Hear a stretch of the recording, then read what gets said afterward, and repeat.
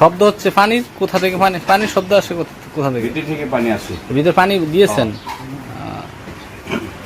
মনে করো সিগড়ি খাইলে তো সিগড়ি পান করে তো কাঁচা সব এখানে থাকে, ওই এখানে থাকে। হ্যাঁ, তারপর ওখানে ওই কাঁচা করে এখানে জমা থাকে আর কি পানিতে।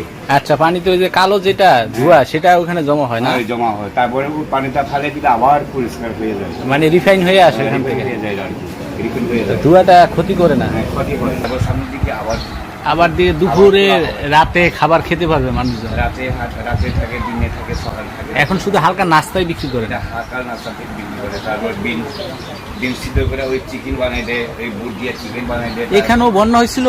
মানে এই পর্যন্ত এতটুকু পানি হচ্ছে না, এতটুকু পানি হচ্ছে। তাই? ও, এখানে গাড়ি করে চলতে পারে না। আমি কি এখন সমতলে আছি, মানে পাহাড়ের ঢালে? এটা ওইটা পাহাড়ের ঢালে, এই জন্যই বন্যার পানি বেশি। বন্যা হচ্ছে তখন পানি এতটুকু হচ্ছে, রাস্তার উপরে তো এতটুকু পানি হচ্ছে, এতটুকু পানি হচ্ছে। এই দোকানে, আমার দোকানের পানি এতটুকু হচ্ছে, তারপর ওই চূড়া থাকবে নি, সকালে ভেঙে পরে একটা সার মাটি।